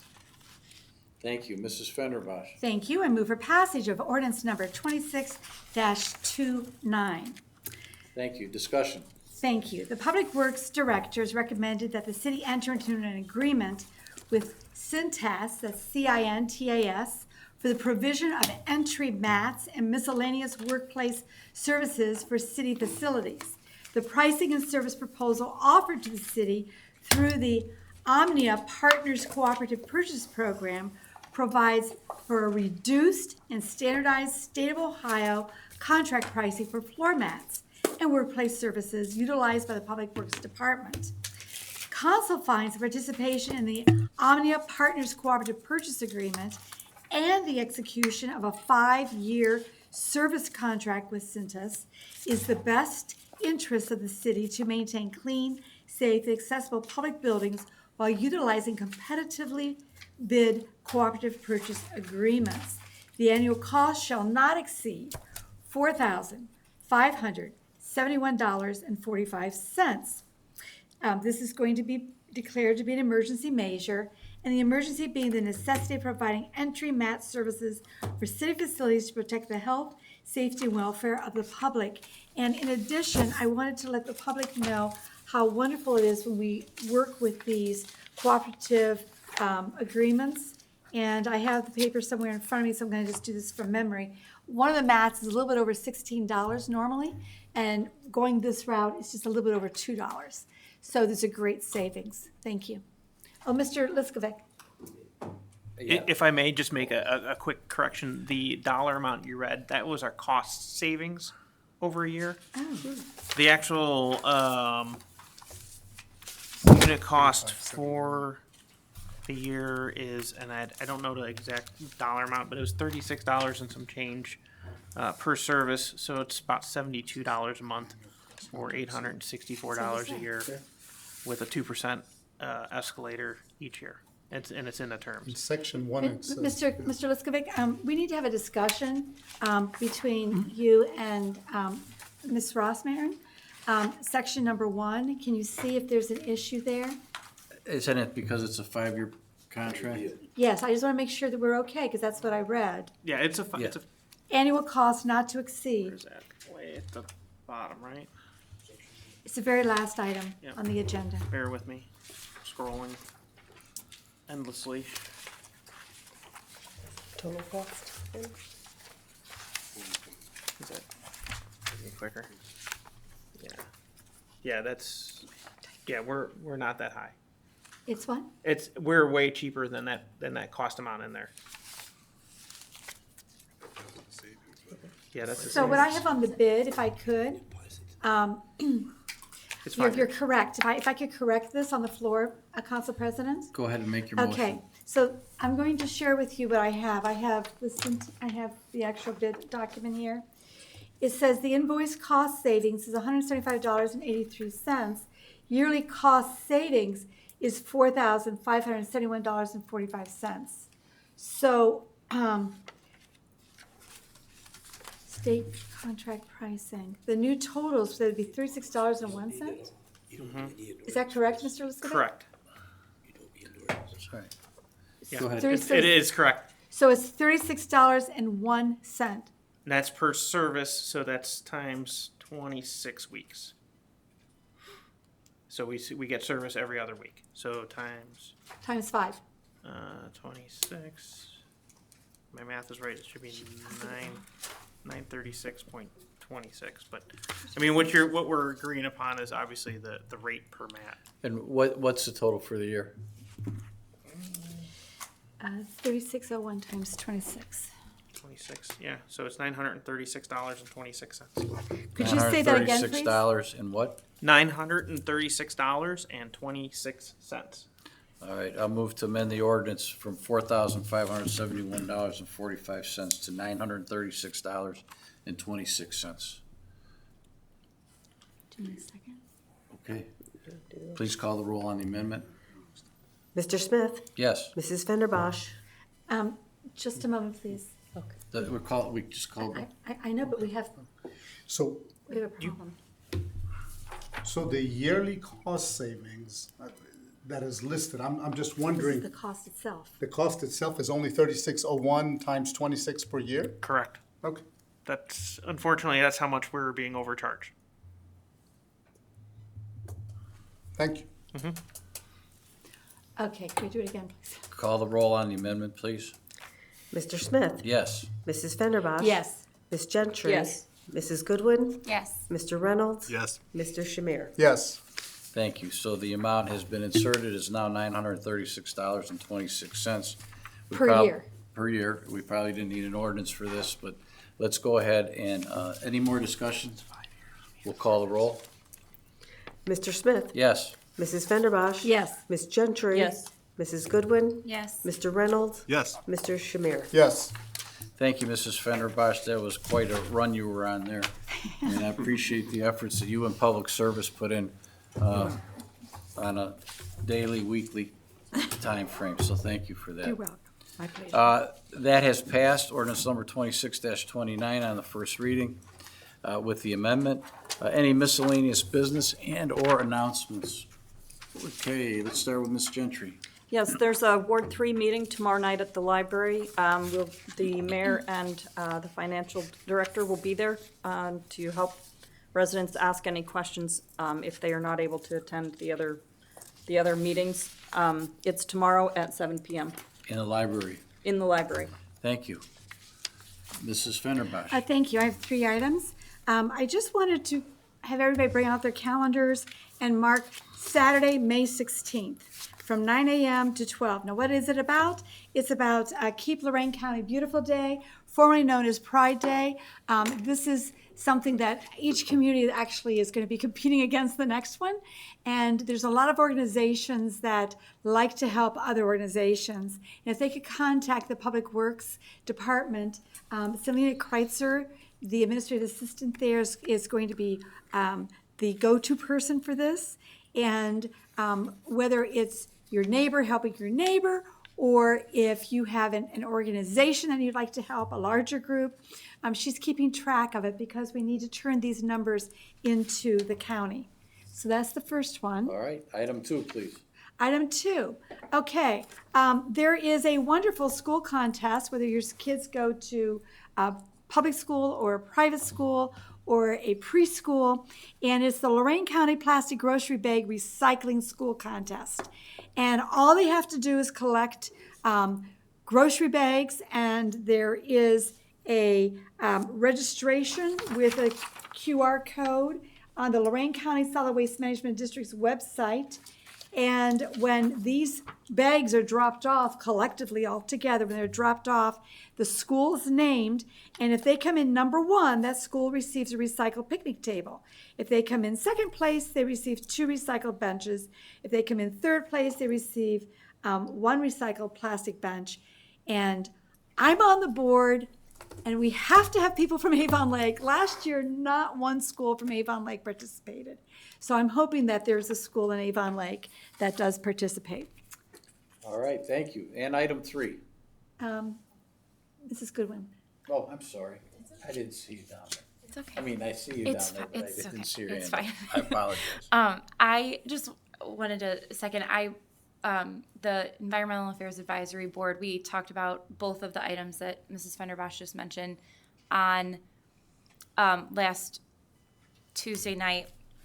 And I was planning on bringing the updates from those to my next committee meeting, but I'm still waiting to hear back from the subcommittees on those, on how they were going to engage the schools and local organizations, communities, or organizations within the community. And actually, we talked with Andy from Public Service, who is also helping. All right. So that's great. More to come. So you got help. I have help. Yeah, Yay, more to come. Thank you. And now the last one. Everyone up here is invited to a very special resource and network event. And the date, I'm going to tell you what the date is first, is March the 26th from 5 p.m. to 7 p.m. And this is the first time they're going to be doing it yearly. The Lorain County Solid Waste Management District is going to have a city's resource and networking event at their Sustainability Learning Center, which is amazing. I don't think probably anyone but Mr. Liskovic and I have been there, and it is truly an amazing hands-on sustainability learning center that you can actually have any kind of a meeting there. Any organizations can meet there. And they're going to be having facility tours. There's going to be shredding events info. They do free shredding events for communities and for others. And of course, there's a lot of networking. But maybe I should say that it's being catered by the Foundry Bar and Kitchen, or is it the Foundry Kitchen and Bar? Again, this is March the 26th, 5 to 7 at the Lorain County Solid Waste Management District office there. This is Sustainability office in Elyria. Thank you. Thank you. During Recreation Commission, I forgot to mention that I received a survey from the Recreation Department that I suspect everyone got, or everyone received. Make sure you fill that out, and hopefully the Recreation Department has gotten that out to a lot of citizens as well, to ask questions about what they want from our Recreation Department. So I meant to mention that in my report. Yes. I Mrs. did. I have Fenderbush. one more. I'm sorry. There's a fourth item. There's a fourth item. Go and ahead. This is really important. And if there's anybody that writes articles to the newspaper and that helps to educate children, this is something that's so important and it's very timely. ODOT came out with some statistics, and they're not happy statistics, but I feel the need to share them. During 2025, the year-to-date crashes in Ohio, 58 pedestrian serious injuries, 10 pedestrian deaths, 8 bicycle serious injuries. That's for the entire year, okay? And 3 bicyclist deaths. So far in 2026, we've exceeded all of last year. There's been 60 pedestrian serious injuries, 17 pedestrian deaths, 2 bicyclist deaths, and 5 bicyclist serious injuries. So when those of us up here who've worked so hard with the police department and others have put together the ordinances trying to protect the children and the adults in our community, we're doing it from we're coming from a very good spot of why it is we're trying to protect people. Thank you. All right. Thank you, Mrs. Fenderbosch, for that information. That being said, Ms. Gentry, you are here and have taken over Mr. Kaz's roles for the most part. Yes, I move to adjourn. Do I second that? No. I move to adjourn. There's a motion to adjourn. Please call the roll. Mr. Smith? Yes. Mrs. Venderbosch? Yes. Ms. Gentry? Yes. Mrs. Goodwin? Yes. Mr. Reynolds? Yes. Mr. Shamir? Yes. Thank you all. Have a great evening.